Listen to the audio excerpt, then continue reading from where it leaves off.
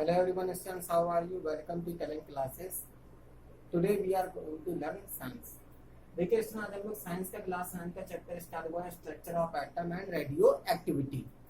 देखिए स्टूडेंट, हम लोग बात करते हैं एटम की, मॉलिक्यूल की बात करते हैं और एक ट्रिक भी इसमें देखेंगे जिससे हम लोग इलेक्ट्रॉन, प्रोटॉन, न्यूट्रॉन को तैयार करेंगे। ठीक है, बहुत जबरदस्त ट्रिक है जिससे आप कभी उस इंडेक्स को नहीं तैयार करेंगे। आपसे कहा जाता है हमेशा इंडेक्स तैयार कर लीजिए कि इलेक्ट्रॉन के साइंटिस्ट कौन थे, इलेक्ट्रॉन का सिंबल क्या है, इलेक्ट्रॉन को कैसे शो करते हैं, इलेक्ट्रॉन पे कौन सा आवेश होता है, प्रोटॉन की साइंटिस्ट कौन है, न्यूट्रॉन के कौन है। आज इस ट्रिक से आपके अभी बिल्कुल तैयार हो जाएगा आपको इलेक्ट्रॉन, प्रोटॉन, न्यूट्रॉन के साइंटिस्ट।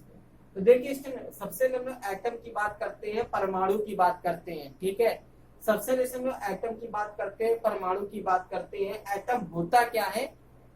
किसी तत्व का सूक्ष्मतम कण जो उसकी रासायनिक अभिक्रियाओं में भाग लेता है। किसी तत्व का वह सूक्ष्मतम कण जो उसकी रासायनिक अभिक्रियाओं में भाग लेता है एटम कहलाता है, मतलब परमाणु कहलाता है। किसी तत्व का सूक्ष्मतम कण जो उसकी रासायनिक अभिक्रियाओं में भाग लेता है, केमिकल रिएक्शन में भाग लेता है, पार्टिसिपेट करता है, दैट इज एटम कहलाता है। एटम को हिंदी में परमाणु कहते हैं। फिर अब इसकी स्टार्टिंग में आपको पूरी बताता हूं। सन 800 ईसा पूर्व में महर्षि कणाद थे। कौन थे? महर्षि कणाद। देखिए सब हमारे ऋषि मुनि ने पहले खोज कर ली, लेकिन हम लोग समझ नहीं पाए। और जो हमारे विदेशी साइंटिस्ट थे, फॉरेनर साइंटिस्ट, उन्होंने इस बात को समझा और खोज कर डाली। तो देखिए 800 ईसा पूर्व में महर्षि कणाद थे। इन्होंने द्रव के बारे में बताया। किसके बारे में बताया? द्रव के बारे में बताया। इन्होंने द्रव का इंट्रोडक्शन दिया, द्रव के बारे में बताया।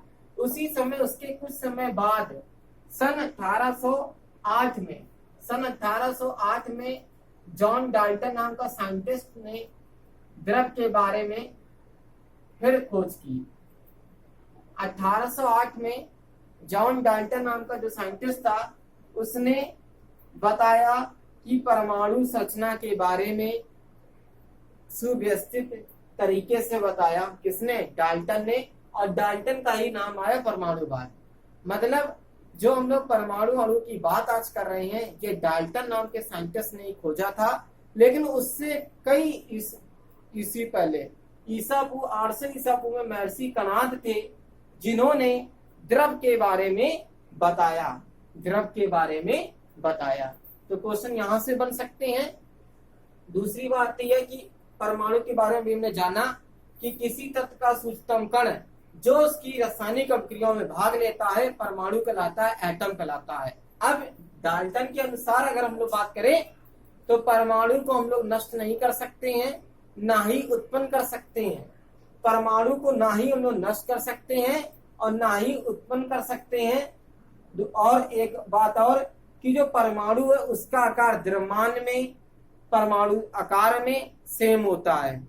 और ये जो रेशियो का अनुपात में होता है 1:2, फिर आपका 1:3, 1:1 के फॉर्म में रहता है। दूसरी बात यहाँ पर यह आती है कि परमाणु को हम विभाजित भी नहीं कर सकते हैं, सूक्ष्मतम कणों में भी डिवाइडेशन नहीं कर सकते हैं। आप सोचो कि परमाणु को डिवाइडेशन नहीं दे पाएंगे आप डिवाइडेशन। तो 3 पॉइंट परमाणु में है। डाल्टन ने क्या कहा कि परमाणु को ना ही हम लोग क्रिएट कर सकते हैं और ना ही हम लोग डिस्ट्रॉय कर सकते हैं। मतलब परमाणु को ना ही हम उत्पन्न कर सकते हैं, ना ही हम नष्ट कर सकते हैं। दूसरा पॉइंट डाल्टन ने क्या कहा कि परमाणु को हम सूक्ष्मतम कणों में भी डिवाइड नहीं कर सकते हैं। फिर तीसरा पॉइंट डाल्टन ने क्या कहा कि परमाणु का जो आकार है 1:1, 1:2, 1:3 में भी होता है। उसके बाद हम लोग बात करते हैं मॉलिक्यूल की बात करते हैं, अणु की बात करते हैं। तो देखिए अणु क्या होते हैं? किसी तत्व या यौगिक का वह सूक्ष्मतम कण। किसी तत्व या यौगिक का वह सूक्ष्मतम कण। तत्व मतलब एलिमेंट, यौगिक मतलब कंपाउंड। वह सूक्ष्मतम कण सूक्ष्म कण मतलब माइक्रोब। इंग्लिश में क्या माना, हिंदी, मैं हिंदी टू इंग्लिश दोनों में चल रहा हूँ, क्योंकि चाहे सीबीएसई बोर्ड का क्वेश्चन हो चाहे एसएससी बोर्ड का क्वेश्चन हो, जब उसको साइंस या मैथ क्लियर की जाती है तो हिंदी में भी एक्सप्लेन किया जाता है। तो देखिए, किसी तत्व या यौगिक का वह सूक्ष्म कण जो स्वतंत्र अवस्था में मतलब एक फ्रीडम स्टेज में रह सकता है, अणु कहलाता है। किसी तत्व या यौगिक का वह सूक्ष्म कण जो स्वतंत्र अवस्था में रह सकता है, मॉलिक्यूल यानी अणु कहलाता है। परमाणु के मूल कण क्या है? परमाणु के मूल कण हमारे ईपीएन है। ईपीएन तो आप जानते होंगे क्या होता है। ईपीएन का मतलब ये है, ई से आपका क्या होता है, इलेक्ट्रॉन होता है, ई से इलेक्ट्रॉन। फिर आपका पी से प्रोटॉन, पी से प्रोटॉन की बात हो रही, पप्पू की बात नहीं हो रही, क्योंकि बहुत से इनके दिमाग में याद आता है। फिर आपका एन से न्यूट्रॉन, न्यूट्रॉन आपकी नाक नहीं, क्योंकि एन से नोज भी होता है, लेकिन यहाँ तुम लोग साइंस की बात कर रहे हैं। अब हम लोग आते हैं अपनी ट्रिक में। हम कैसे जाने कि इलेक्ट्रॉन, प्रोटॉन, न्यूट्रॉन के राइटर कैसे, राइटर मतलब साइंटिस्ट कैसे तैयार किए थे। भाई साइंस में वर्क करेगा कोई बंदा तो वो साइंटिस्ट कहलाता है ना। मैथ में कोई बंदा वर्क करता है तो मैथमेटिशियन कहलाता है। हिंदी और इंग्लिश में कोई बंदा वर्क करता है तो वो राइटर कहलाता है। तो इसलिए देखिए, मैंने जो ट्रिक बनाई वो ट्रिक है ईटा पर नाच। आपने डांस किया होगा, लेकिन अगर आप ईंटे पर नाचें तो आपको अभी इलेक्ट्रॉन, प्रोटॉन, न्यूट्रॉन सब तैयार हो जाएगा। ईंटे पर कभी आपने नाचा? नहीं नाचा, तो नाच के देखिएगा। तो देखिए, हम आपको ईटा पर नाच की ट्रिक लेके आए हैं, और इस ट्रिक में ई से होता है इलेक्ट्रॉन, ई से क्या होता है इलेक्ट्रॉन, टी से क्या होता है थॉमसन, क्या होता है थॉमसन, थॉमसन। उसके बाद पास से क्या होता है आपका प्रोटॉन, क्या होता है प्रोटॉन।